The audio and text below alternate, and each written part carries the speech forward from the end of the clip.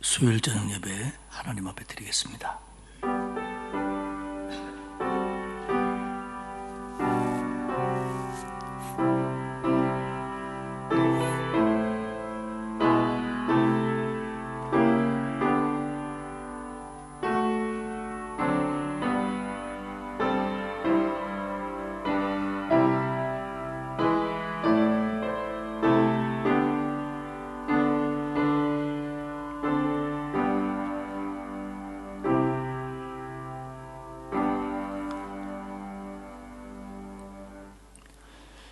우리를 구원하시고 우리와 함께 하시며 우리를 늘 붙드시며 이끌어 주시는 하나님의 은혜와 사랑 감사를 드립니다. 사순절을 보내며 하루하루 십자가의 의미를 더 깊이 새기며 살게 하시고 오늘 수요일 저녁 맞이해서 하나님 앞에 예배케 하시니 고맙습니다. 하나님, 우리의 죄와 허물을 다시 한번 씻어주시고 우리 안에 그리스도의 영으로 충만하게 하사 하나님이 주신 은혜로 세상을 이길 뿐만 아니라 세상에서 빛과 소금이 되며 살아갈 수 있도록 도와주옵소서.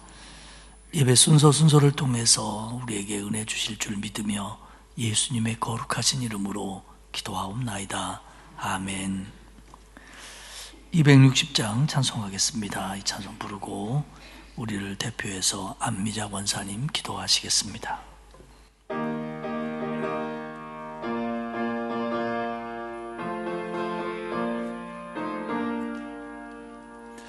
우리를 죄에서 구하시려 주 예수 십자가 지셨으니 기쁘게 부르세 할렐루야.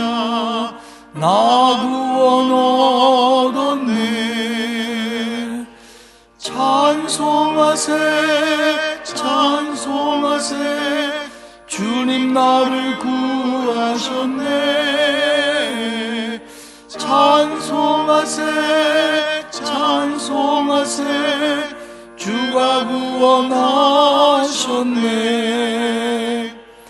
우리를 주께서 구하시려 주 이전에 행하던 악한 일과 주하고 더러운 모든 죄를 온전히 버렸네. 찬송하세 찬송하세 주님 나를 구하셨네. 찬송하세 찬송하세 주가 구원하셨네. 나 지금 죄에서 사함받아 거룩한 백성이 되었으니 이 육신 장막을 벗을 때도 겁날 것 없겠네. 찬송하세 찬송하세 주님 나를 구하셨네. 찬송하세 찬송하세 주가 구원하셨네. 우리가 이 세상 떠날 때에 예수의 손목을 굳게 잡고 영원히 즐거운 천국에서 주 함께 살겠네. 찬송하세 찬송하세 주님 나를 구하셨네. 찬송하세 찬송하세 주가 구원하셨네. 기도드리겠습니다.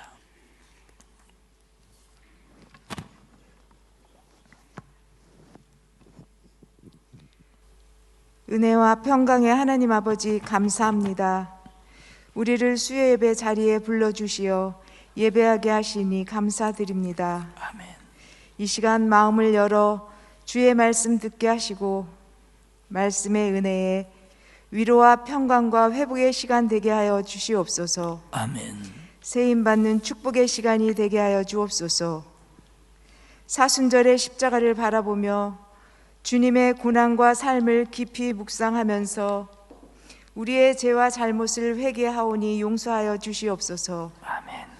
우리의 이기적인 욕심을 채우기에 분별 없이 힘과 마음을 쏟으면서 주님을 가까이 하는 일들에는 부끄러운 모습들의 옅은 믿음들을 고백합니다. 아버지의 영광을 가리는 말과 행동 그리고 마음들을 회개합니다. 아버지. 용서하여 주시옵소서. 아멘. 하느님 아버지, 우리의 손과 발이 낮은 곳으로 향하게 도와주시옵소서. 약한 자를 귀하게 여기시는 주님을 늘 기억하게 하시며 원치 않은 질병, 힘겨운 고난 가운데 있는 하나님의 자녀들을 돌아보게 하옵소서. 아멘. 혼란한 세상 속에서 하나님의 자녀로서 구별된 삶을 사는데 힘쓰도록 도와주시옵소서. 아멘. 하느님 아버지, 강서교회를 위해서 기도합니다. 말씀과 기도와 찬양으로 영적 성장을 이어가는 교회가 되게 하여 주옵소서. 아멘. 아름다운 성전과 은혜가 넘치는 교회로 여기까지 인도하시고 보호해 주시니 감사합니다. 아멘. 편안함에 머물지 않게 도와주시옵시고 우리의 내적 성장을 고민하고 애쓰는 교회 되게 하옵소서. 아멘. 교회의 각 기관, 구역, 가정마다 감사와 기쁨이 넘치고 진실한 경건을 배우며 지역 사회의 본이 되는 교회 되게 하여 주옵소서. 아멘. 말씀을 증거하실 목사님께 성령의 능력으로 함께하여 주시사 받는 저희들에게도 새로운 마음의 결단의 시간이 되게 하여 주시옵소서. 아멘.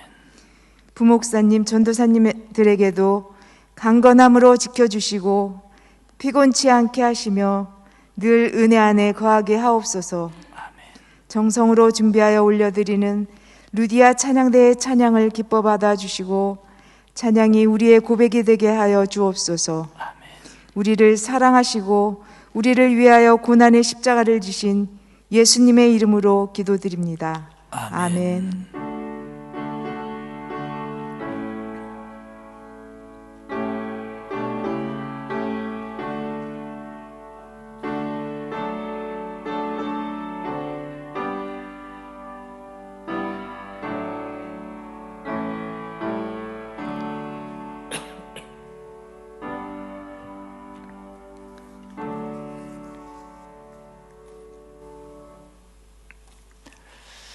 사순절을 보내고 있습니다. 그리고 지난 주일은 전도 대상자 작정하는 날이었는데 여러분들 망설이지 마시고 여러분 마음 가운데 있는 전도 대상자들을 꼭 적어서 넣어주시고 1년 동안 함께 기도하며 열매 맺을 수 있도록 애써 주시기를 바랍니다.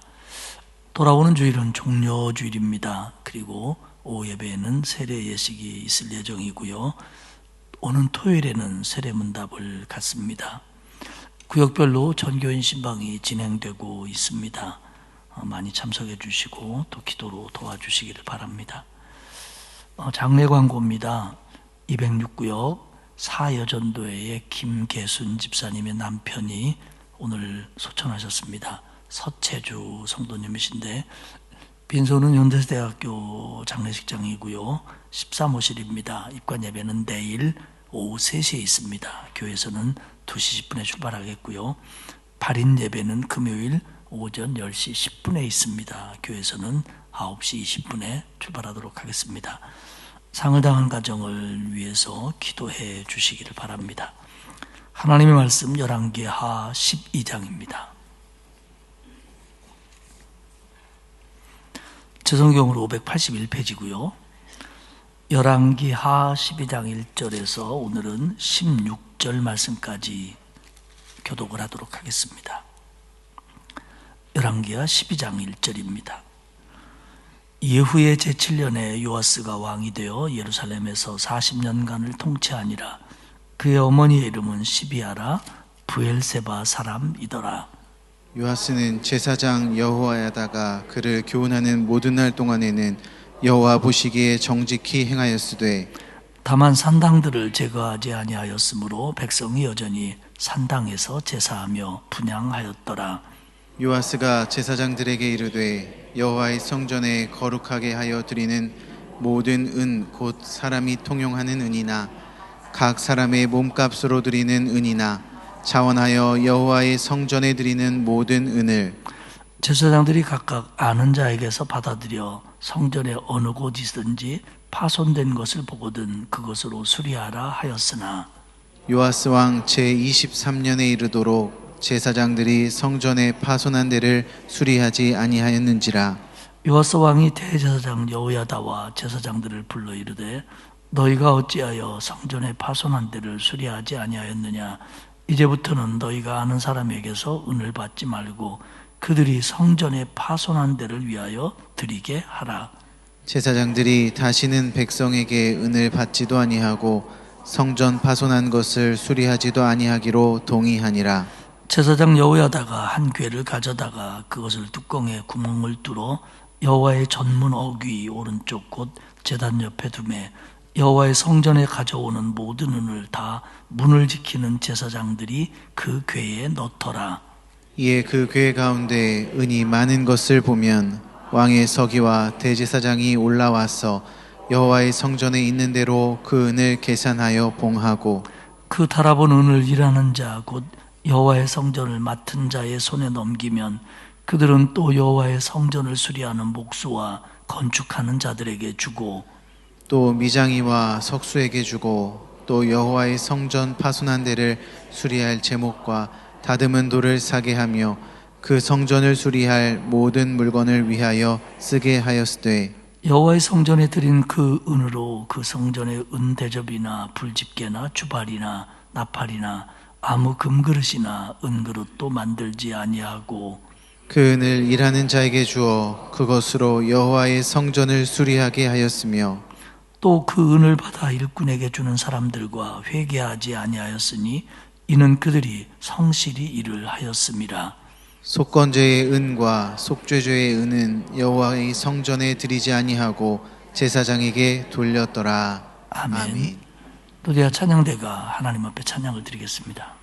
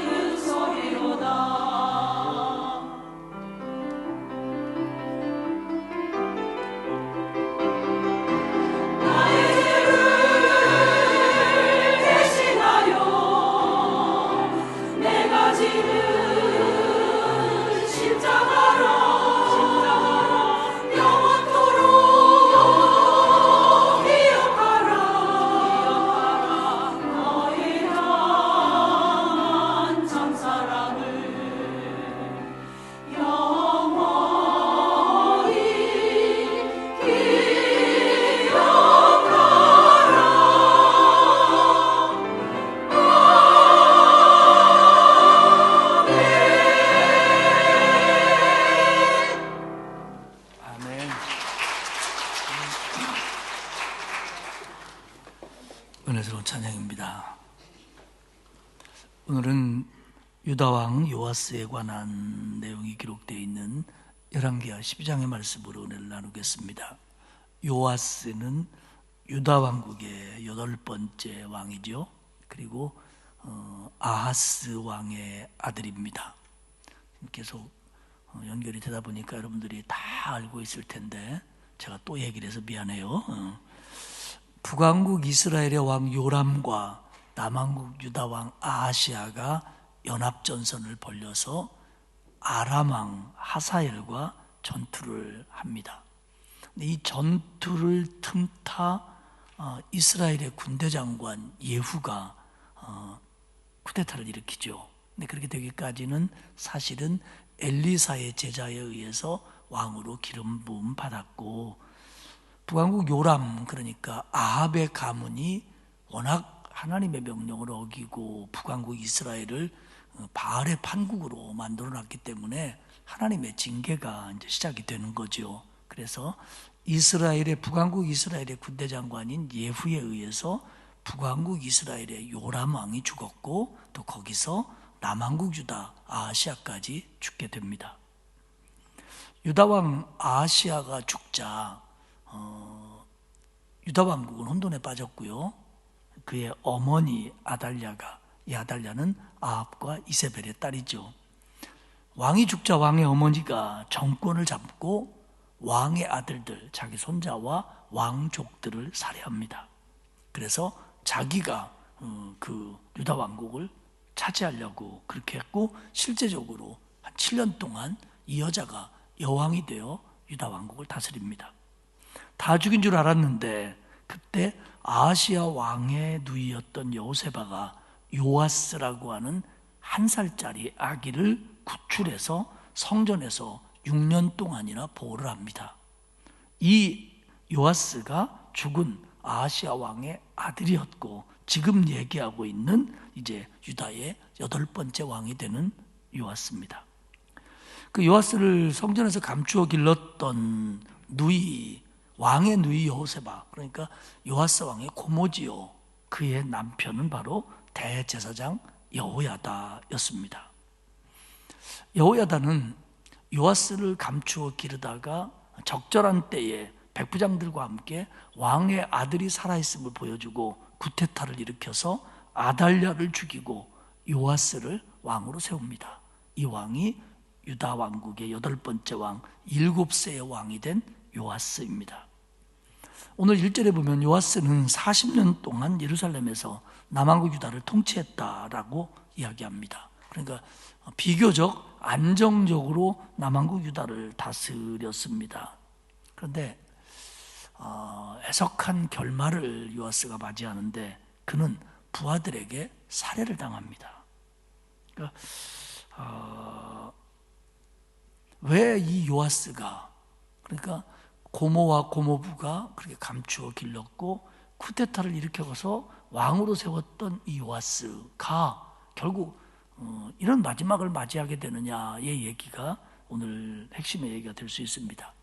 열왕기하 12장 2절에 보면 이렇게 기록합니다. 요아스는 제사장 여호야다가 그를 교훈하는 모든 날 동안에는 여호와 보시기에 정직히 행하였으되, 요아스는 제사장, 자기를 살려준, 그리고 구테타를 일으켜서 자기를 왕으로 만들어준 제사장 여호야다가 왕을 교훈하는 모든 날 동안에는 여호와 보시기에 정직하게 행하였으되, 행하였다 이렇게 끝나지 않고 행하였으되 라고 하는 얘기는 그 뒤에 부정적인 얘기를 담고 있다는 암시입니다. 그러니까 대제사장 여호야다가 살아있는 동안에는 요아스는 하나님을 잘 섬겼고, 특별히 개혁적인 마음으로 성전을 수리하는 등 신앙생활을 잘했다는 겁니다.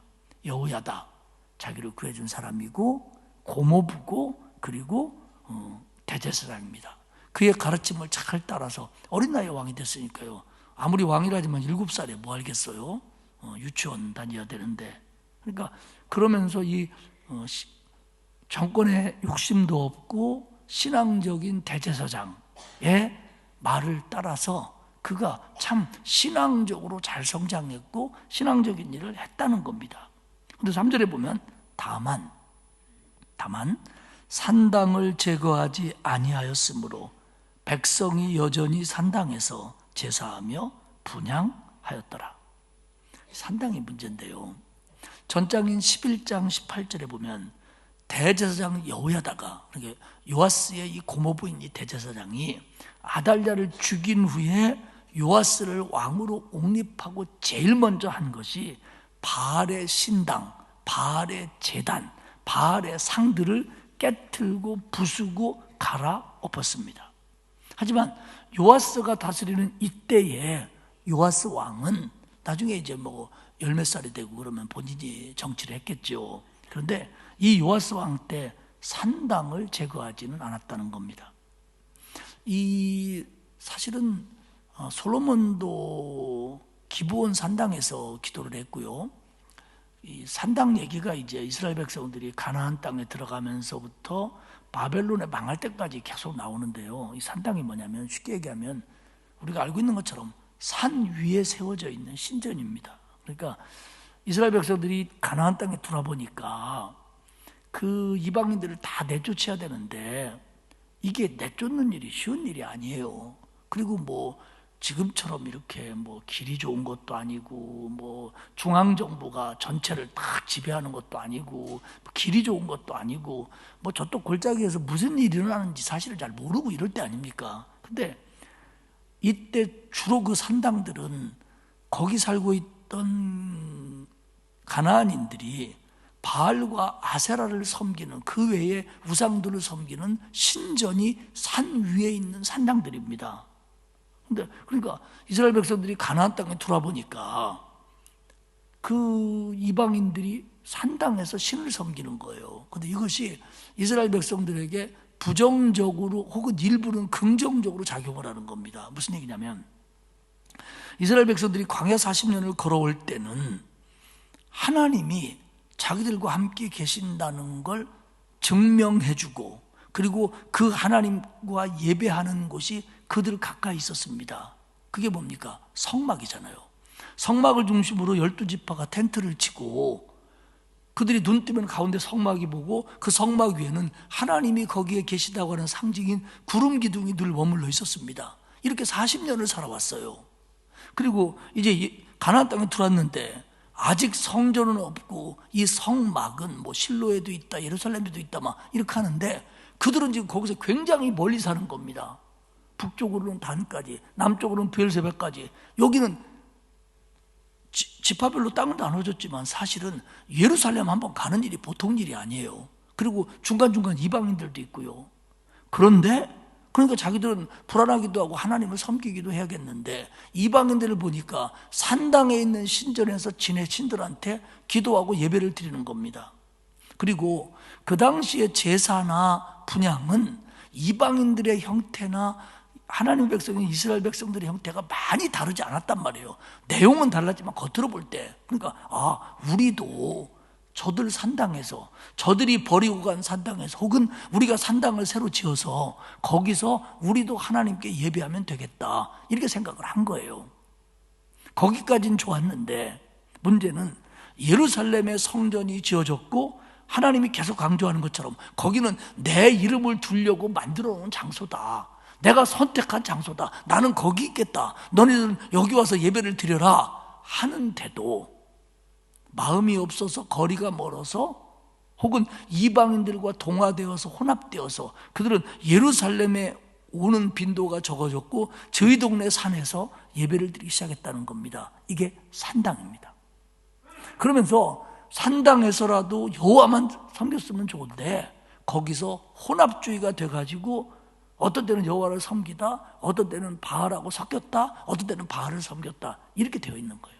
그러니까 솔로몬이 아직 성전이 지어지기 전에 일천번제를 기브온 산당에 가서 일천번제를 드립니다. 그러면 우리 생각으로는 야, 산당이 이게 나쁜 건데 왜 솔로몬이 기브온 산당에서 기도할 때 하나님이 들으셨냐 그러는데, 그 산당은 바알을 위한 산당이 아니라 하나님 앞에 기도하기 위해서 지어진, 말하자면 기도처라는 거예요. 그러니까 산당이 그런 것도 있고 바알신 섬기던 우상인들이 놓고 간 거. 그러니까요, 어떤 나라가 이런 신앙생활을 하다가 이런 종교를 갖고 있다가 이렇게 바뀔 때요, 그들의 예배 처소로 썼던 것들을 실제적으로 세계 역사 속에서 다른 예배 처소로 바뀌는 경우가 많습니다. 엊그제도 무슨 TV인가를 보니까요, 라오스에서 크메르인들이 힌두교로 썼던 사원들을 있다가 그들이 이제 캄보디아 쪽으로 가면서 놓고 가니까 거기가 이제는 원래는 힌두교 사원이었는데 이제는 다음 사람들에 의해서 부처의 형상이 있는 불교 사원으로 바뀌었다는 거예요. 실제적으로 터키에 있는 많은 소아시아 7교회나 다른 교회들의 흔적을 가보면 그것이 전에는 우상 숭배를 하던 그런 것이었다가 그것이 동로마 시대 때 혹은 그 이전에는 예배하는 처소로 바뀌었다가 다시 이제는 이슬람 사원으로 바뀌는, 우리가 알고 있는 이스탄불의 대표적인 성당인 성 소피아 사원, 그게 동로마 제국 때 하나님을 섬기는 교회로 지어진 거잖아요. 그런데 이슬람이 넘어오니까 그 교회를 이슬람으로 만들었잖아요. 그래가지고 그거하고 자꾸 분쟁이 되니까 박물관으로 만들었다가 지금은 다시 이슬람 사원으로 만들어놨어요. 지금 터키 대통령이. 그렇기 때문에 이런 문화들을 겪으면서 예배를 드리는 장소들이 이렇게 바뀌고 한 것처럼 이 가나안 땅의 산당이라고 하는 것이 원래는 우상 숭배를 하는 거였는데 그들을 쫓아내다 보니까 놓고 도망간 놈들도 있고 거기서 예배 드리는 녀석들도 있고 그러다 보니까 이게 우리도 지키기도 하고 그걸 쓰기도 하고 그러면서 섞이기도 하고 이런 문제가 됐다는 거예요. 그런데 요아스가 이제는 여호야다의 지시를 받아가면서 나중에 이제 성전을 수리합니다. 성전을 수리하는데 그렇게 신앙이 돈독했던 사람이 왜 산당은 제거하지 못했냐는 거죠. 유다 왕들을 보면요, 3대 아사나 4대 여호사밧이나 13대 히스기야 같은 사람, 종교개혁으로 유명한 사람들, 이 사람들은 산당을 파괴합니다. 산당을 없애요. 안 된다고 이거. 그런데 3대 아사, 4대 여호사밧이 산당을 없앤 다음에 5대 여호람이 산당을 짓습니다. 또 그런가 하면 아하스가 산당을 옹호했는데 13대 히스기야 왕이 산당을 다 파괴하고요.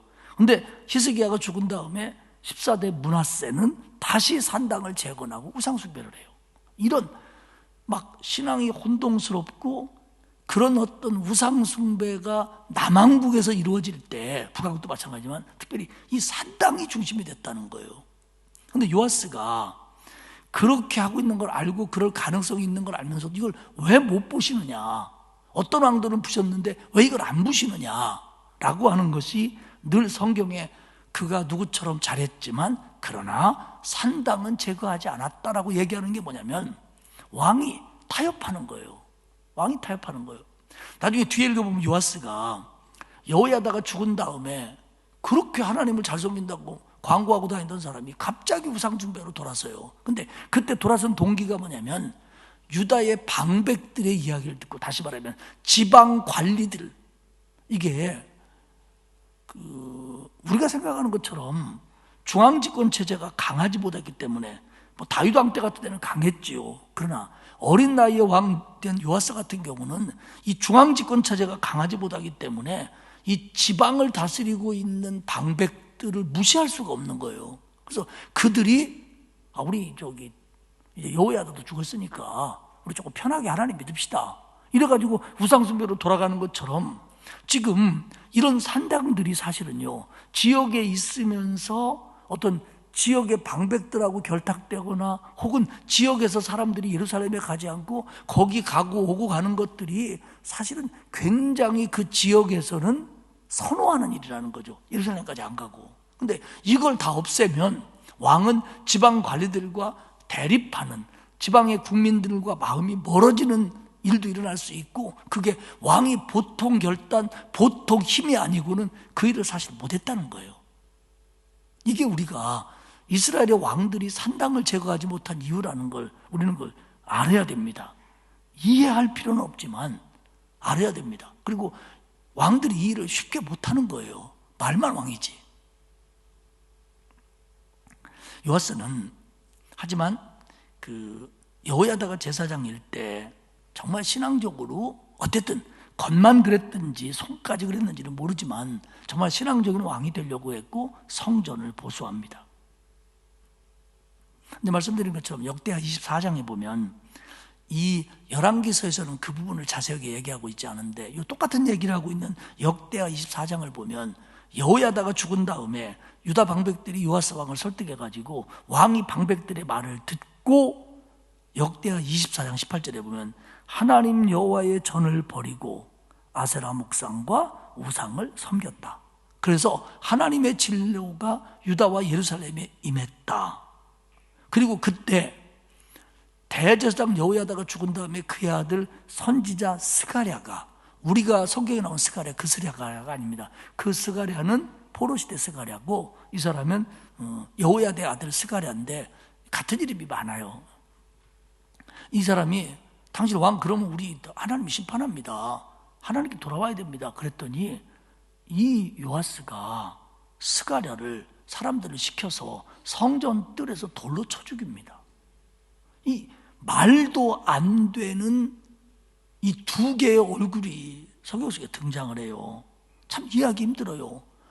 하나님의 은혜로 구출받았고 7살에 왕이 되었고 제대사장 고모부의 덕분에 그가 왕권을 가지고 성전까지 고치고 이런 일들을 했는데 그가 여호야다가 죽으니까 갑자기 지방 방백들하고 짜고 성전에게서 멀어지고 여호와에게서 멀어져서 우상을 숭배하고 그리고 우상 숭배하면 큰일 납니다라고 하는 선지자를 죽이고 하는 이런 사람으로 완전히 돌변해 버린다는 거예요. 참 이 부분을 성경 속에 나와 있는 얘기만 가지고는 다 이해하기가 힘들어요. 특히 열왕기서는 그 부분을 짧게 설명합니다. 왜 그랬을까요? 왜 그랬을까? 여호야다가 대제사장으로 있는 동안은 고모부이기도 하고 자기를 살려준 사람이기도 하니까 그 고마움 때문에 대제사장의 뜻을 따라서 하나님을 섬긴 거냐, 고마워서 다져준 거냐. 제가 시골에서 목회할 때요 부흥회를 한두 번 했는데 하면요 동네 사람들이 와요. 동네 사람들이. 근데 그냥 예수 믿으러 오는 게 아니라 이게 무슨 얘기냐면 동네 잔치나 행사가 벌어졌다는 생각으로 와요. 그냥 오는 게 아니라 부주 하나 들고, 예. 감사 헌금이라고. 근데 어떤 분은요 감사 헌금 이렇게 쓰는 게 아니라 감사 현금 이렇게 쓰고 거기에는 분명히 현금이 들어있더라고요. 예. 그러니까 저기 전도사 양반도 우리 집 잔치할 때 왔으니까 교회 잔치하니까 나도 와줘야지. 그래가지고 와가지고 오래오래 참다 졸다가 이제 가지요. 감사 현금 가지고. 예. 수표는 아닙니다. 그래서 온 거냐. 결국 여호야다 때문에 요아스가 그 고마움 때문에 그 말에 따른 거냐. 또 하나는 요아스가 어리고 힘이 없을 때는 약하고 부족하니까 대제사장도 의지했고 하나님도 의지했는데 이제는 나이도 먹고 진짜 왕 같아지고 힘도 생기고 안정되니까 그래서 하나님과 이제는 멀어진 거냐, 이렇게 볼 수도 있습니다. 근데 어쨌든 오늘 우리가 이 부분을 보면서 신앙생활에 조심해야 될 부분은 사람의 영향입니다. 하나님의 은혜보다 사람의 영향을 더 크게 생각할 때, 물론 교회 안에서의 사람의 영향은 굉장히 긍정적인 요소입니다. 왜냐하면 본이 돼야 되고 또 멘토가 되어주고 또 누구에게 감동을 받고 어떤 사람의 신앙을 배우고 싶어하고 이런 교회 안에서의 사람의 영향은 굉장히 긍정적인 겁니다. 그런데 여기에 너무 지나치면 그 사람이 떠난 후, 그 사람과 멀어진 후, 그 사람에게 실망한 후, 그러니까 뭐 예를 들어서 어떤 교회 목사님이 바뀌면 전에 목사님 있을 때는 그렇게 열심히 했는데 새로운 목사님이 오니까 내 스타일이 아니라고. 목사가 자기 스타일이면 뭐 할 건데, 예. 내 스타일이 아니라고 이러면서. 예. 여러분 기억나세요?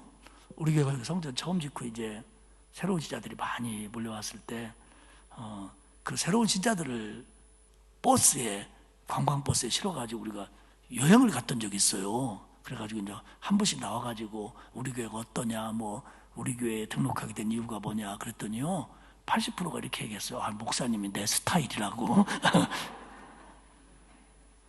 근데 그분들 중에 교회 안 나오는 사람들이 있다, 지금도. 이게 결국 이게 맞는 평가일지 모르겠습니다만은, 요아스가 이렇게 된 것이 성경에 나와 있는 얘기들만 놓고 우리가 유추해 본다면 결국 하나님으로부터 받은 은혜, 감사 이런 것보다 사람에게서 받은 것들을 더 앞세웠던 게 아니냐. 그래갖고 결국 완전히 180도 다른 사람이 돼버리고 마지막에는 신복들에게 살해당하는 애석한 결말을 요아스는 맞이하게 됩니다. 그렇다고 할지라도 그가 어쨌든 왕으로 있으면서 했던 일을 무조건 부정적으로 볼 수만 없죠. 그가 했던 일이 뭐냐면 성전 수리입니다. 요아스 때 이미 솔로몬이 지은 성전이 150년쯤 됐어요. 그러니까 아무리 잘 됐다고 하더라도 낡았고 노화됐고 이제는 보수의 필요성이 느껴지는 때가 됐습니다. 더더군다나 그 전왕이었던 아달랴 여왕은 성전을 아주 돌아보지도 않고 성전에 있는 거 빼가기 바빴거든요. 그러니까 이제 요아스는 사오절에 지시합니다. 성전에 들어오는 헌금을, 그때 보면 이제 재물을 드리지만 재물을 못 드릴 경우 은으로 드리기도 하고, 또 우리가 생각하는 감사헌금처럼 은으로 드리기도 했습니다. 그러니까 이런 모든 것들을 성전 보수하는 데 써라. 그런데 이게 시간이 지나도 진행이 안 되는 거예요. 그래서 열왕기하 12장 8절에 보면 다시 지생합니다. 제사장들은 다시는 백성들에게 은을 받지도 아니하고 성전을 파손한 것을 수리하지도 아니하기로 동의하니라. 이 부분이 좀 애매한데, 이 부분을 그냥 액면 그대로 보면 제사장들은 성전 수리 안 하기로 동의했다 이렇게 들릴 수 있는데 그 얘기는 아니고요. 그런 의미가 아니고, 성전 수리가 지지부진하니까 이제는 대제사장과 왕의 관리들이 이 일에 직접 관여하기로 했다, 이렇게 전체적인 맥락에서 이해를 해야 합니다. 그래서 9절에 보면 대제사장 여호야다가 궤를 가져다가, 헌금 궤를 가져다가 오늘 우리처럼 성전 오른쪽 제단 옆에 두고 성전에 가져오는 은을 거기다 다 넣게 만들었어요. 그리고 그게 어느 정도 차면 왕의 서기와 대제사장이 그것을 직접 가져다가 성전 맡은 자에게 주고, 성전 맡은 자는 그것으로 목수, 건축하는 자, 미장이, 석수를 주었고, 수리할 제목과 다듬을 돌을 샀고, 성전 수리할 물건들을 그걸로 샀다는 거예요. 그러니까 왕이 이게 성전에다만 맡겨두니까 지지부진하니까 이제는 대제사장과 자기의 신하들을 들여서 성전 수리를 직접 직영으로 하겠다, 뭐 그런 결단입니다. 그리고는 13절에 뭐라고 하냐면, 성도들이 헌금하는 은으로는 성전의 은대접이나 불집게나 주발이나 나팔이나 금그릇이나 은그릇을 사지도 말고 만들지도 말아라. 지금 그게 그냥 쓰는 게 아니라 성전에서 제사 드릴 때, 예배 드릴 때 필요한 도구들이에요. 거기서 뭐 재물을 짚는다든지 제단 숯불을 피우는 도구라든지. 근데 이거 사지 말라는 거예요. 뭐냐면 이건 우선순위입니다. 이번에는 성전 고치는데 우리가 마음을 다 쓰자. 그러니까 다른 것들은 조금 낡았어도 나중에 사고 성전부터 보수하자, 이겁니다. 그리고 15절에 보면 또 그 은을 받아 일꾼에게 주는 사람들과 회개하지 아니하였으니 이는 그들이 성실히 일을 하였습니다.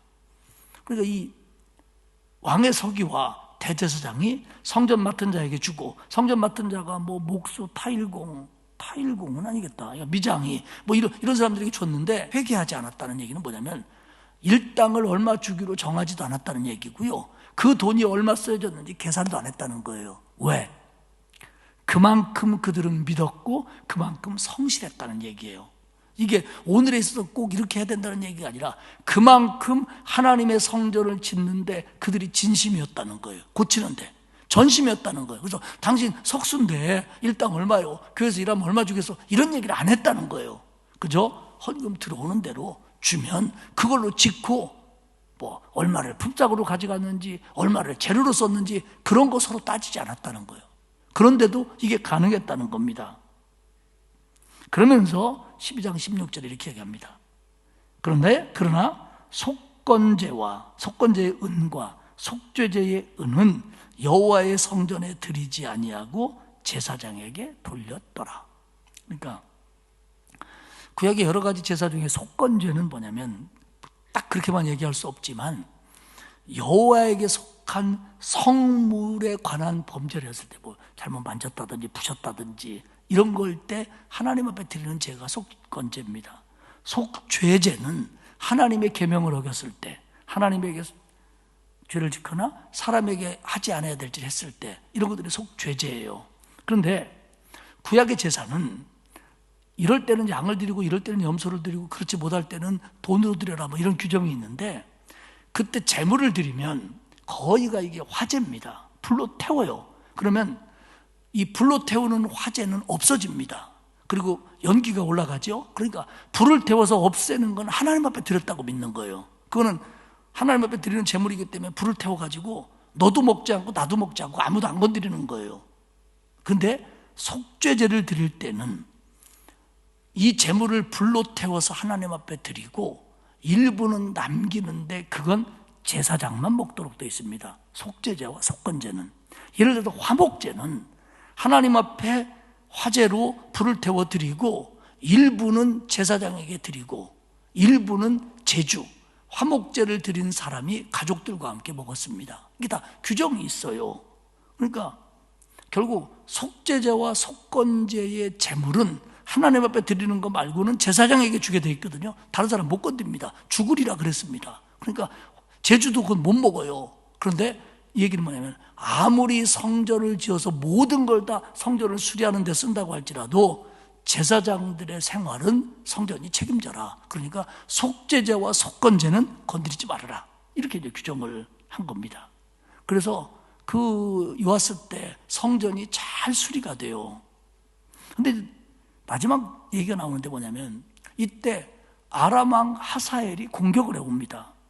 아람이라고 하는 나라는 그 북왕국 쪽, 그러니까 갈릴리 위쪽에 있는 시리아, 다메섹에 있는, 그러니까 사도 바울이 회심한 그 다메섹을 중심으로 한 그 동네예요. 아수르가 아니고 시리아 혹은 수리아라고 부르는 나라입니다. 이게 아람인데 이 나라는 주로 북왕국하고 싸움을 자주 했어요. 그래서 지난번에도 북왕국하고 싸우다가 괜히 남왕국왕이 끼어들었다가 거기서 죽었잖아요. 근데 이 북왕국 애들이 북왕국 안 싸우고 지중해 해변으로 돌아서, 여기가 지중해 해변을 도는 이 동네가 블레셋입니다. 그리고 여기는 블레셋 5도시가 있죠. 뭐 가드라든지 뭐 이런 아스타롯이라든지. 근데 이리 내려오면서 가드를 점령했고요. 북왕국을 거치지 않고 블레셋으로 거쳐서 오늘로 말하면 뭐 하이파나 텔아비브나 그쪽이겠죠. 그쪽을 거쳐서 남왕국 예루살렘으로 공격해 들어오는 거예요. 그러니까 열왕기사 우리 오늘 본문에는 여기서 요아스가 싸웠다는 얘기는 없고 여호사밧 왕, 여호람 왕, 아하시아 왕이 성전에 드린 성물과 하나님 앞에 드린 성물과 자기가 성전을 보수하면서 하나님 앞에 드리는 성물과 성전과 왕국에 있는 금들을 이 아람 왕 하사엘에게 조공으로 드리고 화해를 했다. 이렇게 이야기를 합니다. 그러니까 지금 요아스가 정치를 하면서 잘했다고 평가받는 것이 성전을 수리한 건데, 그리고 그 성전 안에 뭐 하나님 앞에 드리는 것들 많은 것들을 모으고 하나님 보시기 아름답게 해놨는데, 이게 요람이 쳐들어와서 나라가 국가가 되니까 한순간에 이런 것들이 부분적으로 도로 원위치가 되어버렸다는 거예요. 결국 요아스가 그전에도 그렇고 40년간을 다스렸다고 하지만 그전에도 그렇고 지금도 그렇고 불안한 거예요. 경제적으로 어려웠고 그리고 힘도 약했고요. 이런 상태에서 아람이 쳐들어오니까 이렇게 할 수밖에 없었던 거예요. 그런데 오늘 우리가 읽지 않았습니다만 20절과 21절에 보면 신복이었던 요사갈과 여호사바드가 중심이 되어서 요아스를 살해합니다. 그리고 그 뒤에 요아스의 아들 아미야가 이제는 왕이 되는 거죠. 근데 이 부분에 대해서 똑같은 얘기를 하고 있는 역대하 24장은 조금 더 자세합니다. 그러니까 아까 말씀드린 것처럼 여호야다가 죽은 다음에 요아스가 방백들의 얘기를 듣고 하나님을 멀리하고 우상숭배를 시작했죠. 왜냐하면 이제 그들하고 마음을 통해야 되고 그들의 말을 들어줘야 되는 이유를 제가 말씀드렸잖아요. 그러니까 막 정죄하는 선지자 스가랴도 죽이고. 근데 역대하에 보면 지금 말씀드린 이 아람과의 전쟁에서 요아스가 크게 부상을 당합니다. 부상을 크게 당합니다. 이때 신복들이 일어나서 요아스 왕을 죽이는데 그 이유를 역대하 24장 25절에서 뭐라고 얘기하냐면 제사장 여호야다의 아들들의 피로 말미암아, 그러니까 제사장 여호야의 아들 선지자 스가랴 같은 그런 하나님의 종들을 죽인 걸로 말미암아 신하들이 반역했다, 이렇게 표현합니다. 그리고 실제적으로 그 요아스를 죽인 신하들은 요아스를 죽이고 정권을 잡지 않아요. 요아스의 아들을 왕으로 세웁니다. 나중에 이제 이 아들이 커서 힘이 세지니까 자기 아버지를 죽인 사람들을 다시 죽이는, 우리나라 조선시대에 있었던 일 같은 일들이 다음 장에서 일어나는데요. 어쨌든 이세벨의 딸인 아달랴를 죽이고, 정말 남한국 유다에서 이 하나님이 기뻐하시는 다윗의 왕국에서 우상숭배를 근절하겠다는 마음을 가지고 감촉 이루고 세운 요아스 왕, 하나님의 은혜로 생명이 유지됐고 7살에 왕이 되었고 처음에는 하나님을 잘 섬기는 사람 같고 성전을 수리했던 그 사람, 근데 끝까지 가지를 못하고 결국 우상숭배를 하고 선지자들을 죽이고 성전 안에 있던 아름다운 것들을 이방 왕에게 바치고 그러면서 부하들한테는 살해를 당하는 이런 아주 가슴 아픈 마지막을 맞이하는 왕이 됐다는 거죠. 그럴 때 여러분, 이런 얘기 있죠. 뭐 적절한 얘기는 아닙니다만은 끝날 때까지 끝난 건 아니라고. 우리의 신앙은 끝까지 가야 돼요. 끝까지. 물론 뭐 섬기고 헌신하고 그러다가 몸이 아프다든지 나이가 드신다든지 그리고 또 뭐 정신이 왔다 갔다 한다든지 그러면 어쩔 수 없어요. 그러나 멀쩡한데 자기 의지도 있는데 자기 건강도 있는데 자기 판단도 있는데 이 헌신 열심히 하다가 신앙생활 잘하다가 뭐 예수 아니면 금방 뭐 어떻게 될 것처럼 살다가 어느 날 무슨 뭐 술 끊듯이 뭐 예수 뚝 끊고 교회 뚝 끊고 이러는 사람들이 실제적으로 있어요. 이 코로나 기간에 많습니다, 여러분. 코로나 기간에 많습니다. 이 우리 교회 얘기뿐이 아니라 지금 대한민국 기독교가 지금 교인들이 그래요. 왜냐하면 그동안은 주일날 교회 안 가면 큰일 나는 줄 알았고 성가대 안 하면 큰일 나는 줄 알았고 교사 안 하면 벌 받을 줄 알았는데 안 해도 안 그렇거든. 요거 봐라, 괜찮네. 이래가지고 조금씩 하니까 안 가도 괜찮고 안 해도 괜찮고 안 드려도 괜찮고 이런 식으로 생각이 바뀌어가는 거예요. 그러다가 회개하고 돌아와야 되는데 이 생각의 마지막이 어디까지 갔냐 이거예요.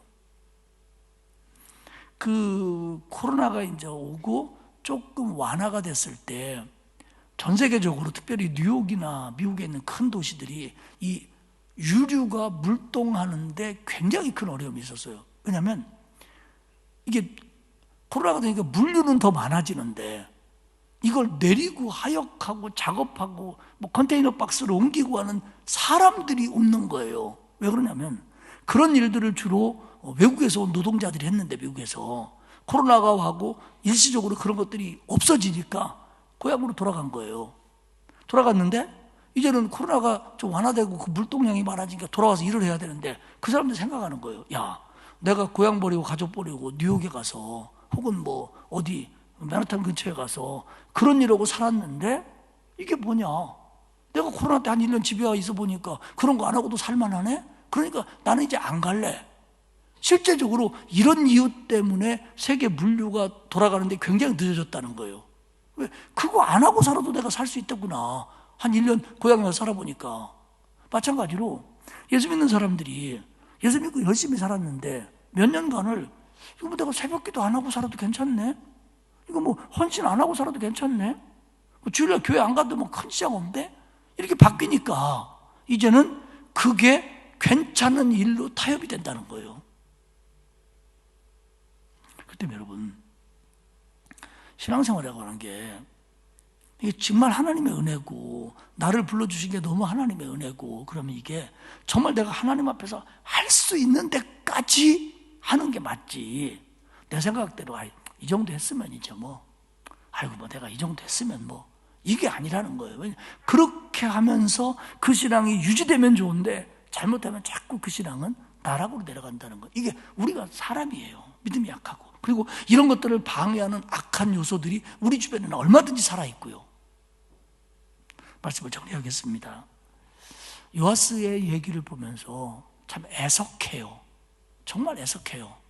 하나님이 택한 사람이었는데 정말 그 남왕국을 그 북왕국의 영향, 그 아합의 영향, 바알의 영향에서 건져내려고 세워진 왕인데 결국 잘 하다가 대대세상이 세상을 떠난 뒤에 이렇게 바뀌어버리는, 하나님이 주신 정권을 자기 수단으로 유지해 보려고 방백들하고 타협하다 보니까 결국 신당도 그냥 두어야 되고 또 바알 신앙 쪽으로 자기도 발을 들여놔야 되는 이런 것들 때문에 결국 이렇게 안타까운 마지막을 맞이하는 왕이 되어버렸다라는 겁니다.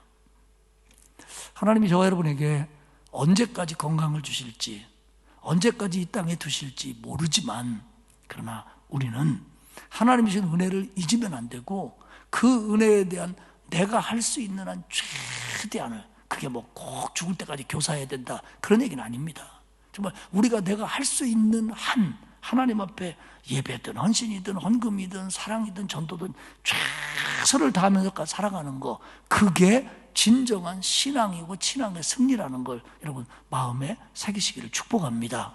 저도 그래야 되고요. 저도. 그래서 정말 하나님이 기뻐하신 신앙으로 끝까지 가는 거, 끝까지 가는 거.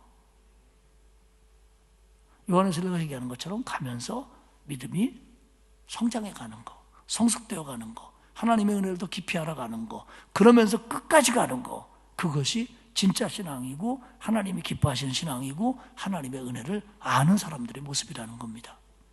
저와 여러분이 그런 신앙으로 하루하루를 살 수 있기를 주님의 이름으로 축복합니다. 하나님 아버지 고맙습니다. 우리를 구원해 주시고 하나님의 자녀 삼아 주시고 우리의 예배를 받으시고 우리의 기도를 들으시고 우리의 헌신을 기뻐하시니 고맙습니다. 하나님, 이게 얼마나 소중한 것인지 잊지 말게 하시고 놓치지 말게 하시고 버리지 말게 하시고 끝까지 하나님이 내게 생명 주시고 건강 주시는 그날까지 최선을 다하여 하나님 앞에 영광 돌리는 우리가 되게 하옵소서. 감사드리며 예수님의 이름으로 기도합니다. 아하스가 성전을 고치고 할 때는 너무 좋은 신앙이었습니다. 사실 우리 208장 찬송하겠습니다.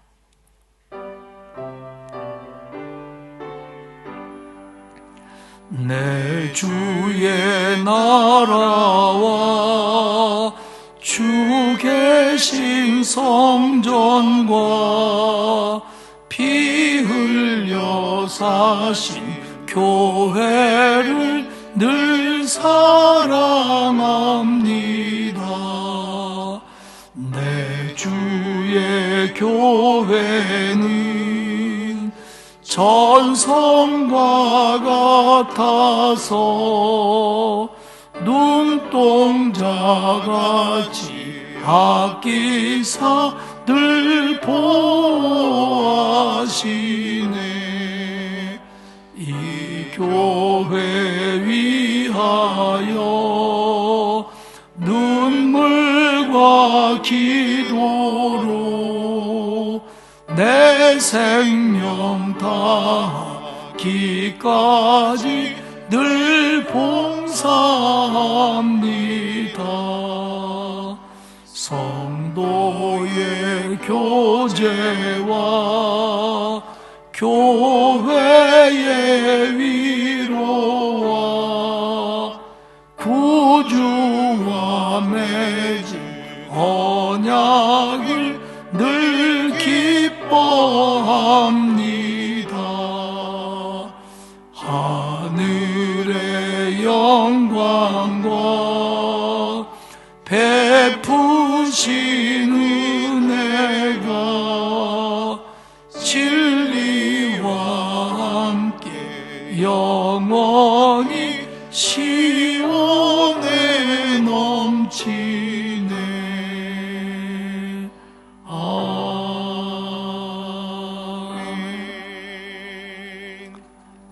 옆에 있는 분들과 이렇게 인사하겠습니다. 우리 끝까지 갑시다. 반대쪽에 인사하겠습니다. 우리 끝까지 헌신합시다.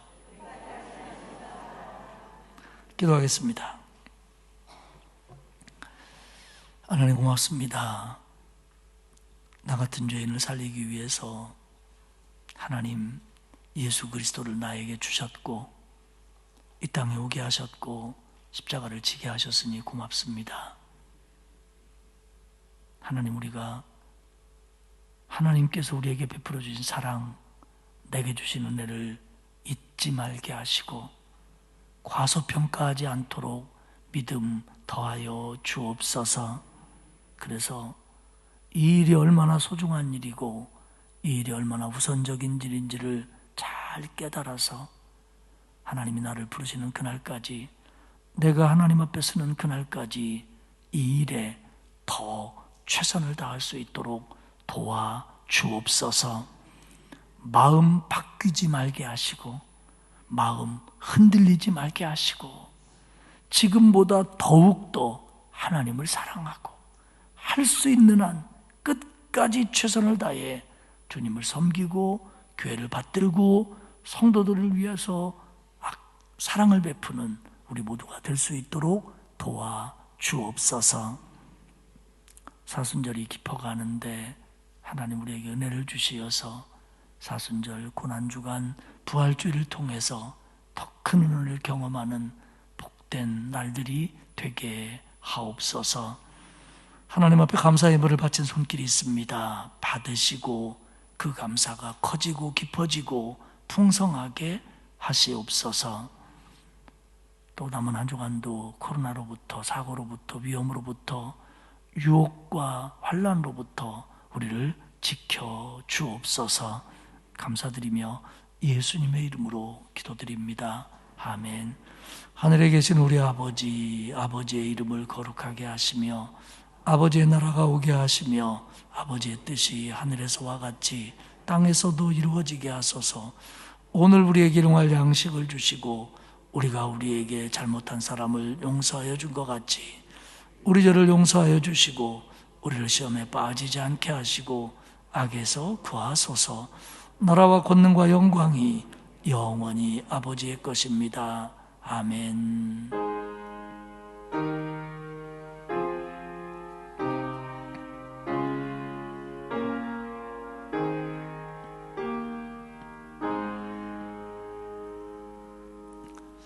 하나님, 내 믿음 변치 않게 하옵소서. 흔들리지 않는 믿음 주옵소서. 다 같이 하는 속으로 기도하시다가 자유롭게 돌아가시도록 하겠습니다. 기도합니다.